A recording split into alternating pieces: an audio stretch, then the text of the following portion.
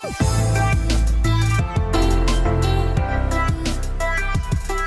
बच्चों, मैं धीरज कुमार साहू, भौतिक ज्ञान प्रवक्ता।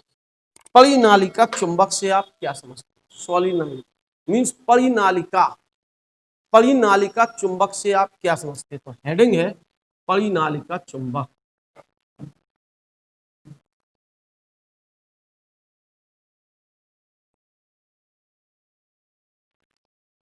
पहले हम इसी शब्द को समझ लें। सोलिनॉइड क्या होता है, परिनालिका क्या होती है, इसको समझे सबसे पहले। परिनालिका एक चीनी मिट्टी की नली ली। क्या ली हमने? चीनी मिट्टी या गत्ता। चीनी मिट्टी जानते, गत्ता इसकी एक, या गत्ता इसकी, या प्लास्टिक की भी प्रयोग करने लगे। अच्छी प्लास्टिक जो गर्म होने पर पिघले ना, उस प्लास्टिक को। तो हमने उसकी एक क्या बनाई, खोखली नली ली। इस खोखली नली पर तांबे के पृथकृत तारों को, कौन से तारों को? तांबे के पृथकृत। पृथकृत माने सेपरेट, सेपरेट माने हैं,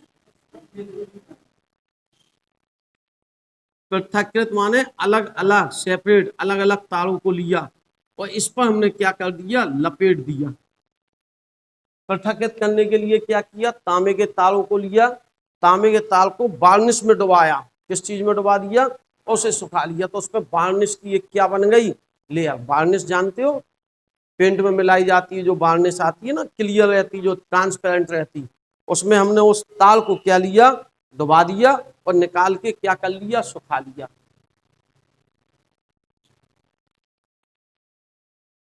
कहा ध्यान कहाँ है बताओ, ठीक है। फिर से रिपीट कर, हमने क्या कहा। सबसे पहले हमने तांबे का परिनाल का क्या बताया, परिनाल का चुंबक। परिनाल का चुंबक बनाने के लिए हमने खोखली चीनी मिट्टी की या गत्ते की क्या ली, एक नली ली। इस पर तांबे के पृथकृत तारों को क्या कर दिया, लपेट दिया। लपेटने के पश्चात दो सिरे निकले होंगे तांबे के तार के। इसमें क्या प्रवाहित की, विद्युत धारा प्रवाहित की। जैसे ही विद्युत धारा प्रवाहित की, इसके चारों ओर क्या उत्पन्न हो गया, चुंबकीय छेद उत्पन्न हो गया होगा। एक पर चुंबकीय छेद ऊपर को होगा एक स्थान पर, और एक स्थान पर चुंबकीय छेद कहाँ को होगा, क्यों? उधर से देखोगे चुंबकीय छेद ऊपर को आएगा, तो इधर चुंबकीय छेद कहाँ को जाएगा, नीचे। कहीं भी कोई हो, कोई दिक्कत नहीं। इसके चारों ओर क्या उत्पन्न हो जाएगा, चुंबकीय छेद उत्पन्न हो जाएगा। इस प्रकार बनी युक्ति को परिनाल का चुंबक, सोलेनॉइड बोलते हैं। परिनाल का चुंबक क्या बताया, फिर से रिपीट करें। गत्ते या चीनी मिट्टी की खोखली नली पर, गत्ते या चीनी मिट्टी की क्या ली हमने, खोखली नली पर, उस पर तांबे के पृथकृत तारों को लपेट कर, पृथकृत करने के लिए उन तारों को किस चीज में डुबा दिया, वार्निश में। वार्निश में डुबाने के बाद उसे सुखा लिया, तो वह तार बिल्कुल अलग हो गया। जैसे कि तार पे प्लास्टिक चढ़ी होती है, बस प्लास्टिक की जगह हमने क्या चढ़ा दी, उसमें वार्निश की परत चढ़ा दी। तो वो पृथक, उस तार को इस पर हमने क्या किया, लपेट दिया, बिल्कुल पास पास लपेट दिया चिपका के। और इसमें क्या प्रवाहित की, विद्युत धारा प्रवाहित की। तो इसके चारों ओर क्या उत्पन्न हो गया, चुंबकीय छेद। एक सिरा N बनेगा और एक सिरा क्या बनेगा, S बनेगा। चुंबकीय छेद उत्पन्न हो गया। इसको हम विद्युत चुंबक भी कहते हैं, लेकिन इसे हम परिनालिका चुंबक कहते हैं। कौन सी चुंबक कहते हैं, परिनालिका चुंबक। क्वेश्चन है, एक लंबी परिनालिका चुंबक की अक्ष पर चुंबकीय क्षेत्र की गणना कीजिए। क्या कहा क्वेश्चन, लंबी परिनालिका चुंबक, लंबी परिनालिका चुंबक। अगर परिनालिका अकेला भी लिख दे तो अंडरस्टूड है कि चुंबक से बात, चुंबक की अक्ष पर क्या निकालना, चुंबकीय क्षेत्र। क्वेश्चन आएगा ऐसे, एम्पियर के नियम से आप क्या समझते हो। एम्पियर के नियम की सहायता से परिनालिका चुंबक की अक्ष पर चुंबकीय क्षेत्र की क्या करनी है, गणना करनी। फिर से एक बार रिपीट करें, क्या कहा, एम्पियर के नियम से आप क्या समझ। एम्पियर का नियम याद है, किसी बंद पृष्ठ के अनुदिश चुंबकीय क्षेत्र का रेखीय समाकलन उस बंद पृष्ठ से गुजरने वाली कुल विद्युत धारा या नेट विद्युत धारा का μ0 गुना होता है।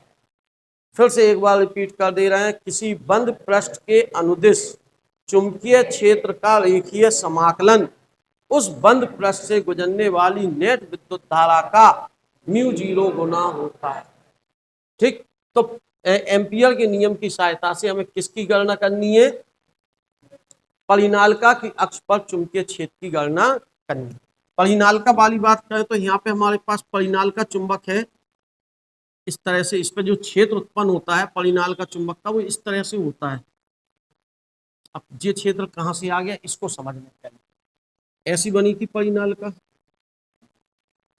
यहाँ से बल रेखाएं निकलेंगी, यहाँ जाएंगी इसमें, तो इसमें इस तरह से ऐसे ही इसमें बंद वक्र होती है। अभी अगले चैप्टर में इस बात को बताने वाले हैं।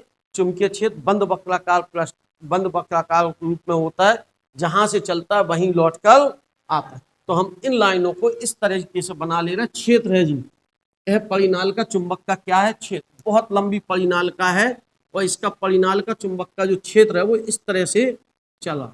हमें इसकी अक्ष पर चुंबकीय क्षेत्र निकालना है, ए और बी, ए और बी।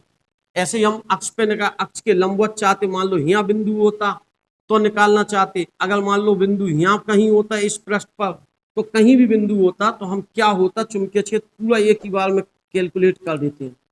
हमने मान लिया एक परिनालिका चुंबक का चुंबकीय क्षेत्र चित्र के अनुसार क्या है, व्यवस्थित है। इसकी अक्ष ए बी, जो अक्ष है वो है एक्स है जी, इसकी अक्ष पर एक भाग ए बी है, या एक आयताकार मान रहे हैं, वृत्ताकार भाग काल्पनिक ए बी सी डी ए है, ए बी अक्ष पर स्थित है, जबकि डी सी जो है या सी डी जो है वो अक्ष से बहुत दूर है। अब हम करने वाले क्या है, हम यहाँ चुंबकीय क्षेत्र निकालने वाले, यहाँ चुंबकीय क्षेत्र, यहाँ चुंबकीय क्षेत्र, यहाँ चुंबकीय क्षेत्र, कुल धारा निकालनी है। कुल धारा इसमें जो होगी वो आई होगी, एक फेरे में धारा आई है तो कुल धारा जो हो जाएगी फेरों की संख्या पर डिपेंड करेगी। देखो हुआ क्या, इसको हम एक बार फिर से रिपीट कर दे रहे हैं, इसको हम इस तरह से समझा दें। इस पर फेरे जेल है, हमने कहा इसकी अक्ष पे भी क्षेत्र हो सकता, यहाँ भी तो बिंदु है, यहाँ भी क्षेत्र हो सकता, यहाँ भी क्षेत्र हो सकता, यहाँ भी। तो हमारे पास एम्पियर का नियम कहता है बंद वक्र होना, तो हमने बंद वक्र एक काल्पनिक बंद वक्र मान लिया ए बी सी डी ए, जिसमें से ए बी भाग अक्ष पर है, बी सी और डी ए भाग अक्ष के क्या है, लंबवत है, और सी डी भाग जो है वो अक्ष से बहुत दूर है। सी डी भाग जो है वो अक्ष से क्या है, बहुत दूर है। फिर से एक बार इसमें और एक चीज करें, एक फेरे में प्रवाहित धारा हम क्या कहने वाले, आई। एक फेरे में प्रवाहित धारा क्या है, आई। कुल फेरों की संख्या एन, परिनालिका में कुल फेरों की संख्या क्या है, एन, और परिनालिका की लंबाई हम कहने वाले हैं एल। परिनालिका की लंबाई क्या कहने वाले हैं, एल। इतनी सी बात है। हमारे पास यहाँ पर एक परिनालिका है, लंबी परिनालिका है, जिसकी लंबाई के जिसकी अक्ष के अनुदिश एक एक भाग है ए बी, जिस पर हमें किसकी गणना करनी है, चुंबकीय क्षेत्र की तीव्रता की गणना करनी। अब इस पे भी चुंबकीय क्षेत्र हो सकता है, इस पे भी हो सकता है, तो हमने काल्पनिक पृष्ठ माना, तो हम क्या करेंगे, पहले निकालेंगे B vector dot D L vector, कितने भागों से मिलके बना, जो बी डी एल काल्पनिक पृष्ठ के लिए ए बी भाग B vector dot D L vector plus B C भाग बंद पृष्ठ होता है तो B vector dot C D भाग B vector dot plus B A भाग बी वेक्टर डॉट, किसी भी बंद पृष्ठ से संबद्ध चुंबकीय क्षेत्र का रेखीय, तो बंद पृष्ठ ले रहा है तो एक अकेली लाइन पे हम क्षेत्र नहीं निकाल सकते एम्पियर के नियम से। एम्पियर का नियम कहता है किसी बंद पृष्ठ, हमें बंद पृष्ठ चाहिए तो हमने एक काल्पनिक पृष्ठ माना A B C D A, A B C D A. तो बंद पृष्ठ का जो है वो चार भागों से मिलके बना, एक ए बी से, एक बी सी से, एक सी डी से और एक डी से। गौर करने से ये तो ठीक है, बी वेक्टर डॉट इसे A B B D L cos कितने अंश होगा, क्यों डी एल छोटा सा भाग भी यहीं को होगा और इसका क्षेत्र भी यहीं को है। आगे आओ, B C B D L cos 90 अंश होगा, क्यों क्षेत्र इधर को है, अक्ष के अनुदिश होता क्षेत्र, और तल ऐसे में है ये वाला भाग, तो थीटा का मान कितने अंश हो जाएगा 90, plus C D B D L ये आ जाएगा D A B D L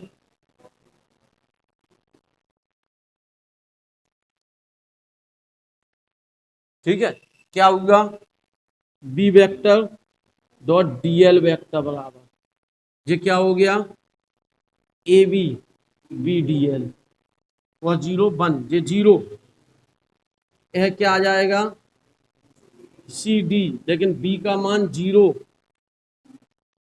क्यों यह बहुत दूर है, हमने कहा इससे, जब दूर है तो दूर जाने पर क्षेत्र क्या हो जाता, किसी भी चुंबक का समाप्त हो जाता, इस पर जो चुंबकीय क्षेत्र है वो क्या है, शून्य के बराबर है। हमने पहले ही कहा कि एक तल इस प्रकार माना कि ए बी अक्ष पर है, बी सी और डी ए लंबवत है, और सी डी जो है वो अक्ष से बहुत दूर है। जब अक्ष से दूर है तो इस पर क्षेत्र होगा ही नहीं, और वो तो 0 हो ही गया ऑलरेडी। क्या आ गया B vector dot D L vector बराबर क्या हो गया ये, बी बाहर समाकलन A B D L, A से बी की लंबाई, हमने इसकी लंबाई कितनी कह दी, हमने एल, ए बी की लंबाई कितनी कह दी एल, जब ए बी की लंबाई एल तो 0 से एल तक की लिमिट लगेगी, इसको लिख सकते हैं mu 0 into I 0 of B, और ये क्या हो जाएगा एल लिमिट 0 से एल, जहां आई 0 क्या है ए बी भाग से गुजरने वाली कुल विद्युत धारा,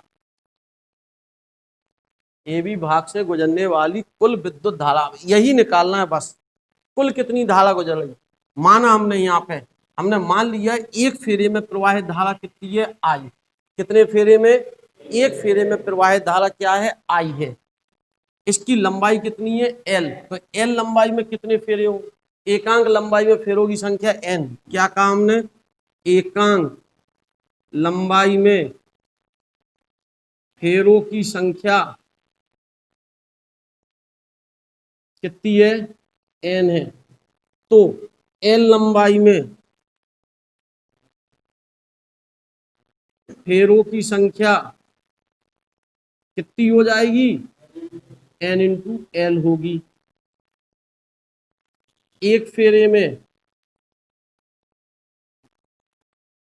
धारा कितनी है आई है, तो एन एल फेरों में धारा एन आई एल होगी।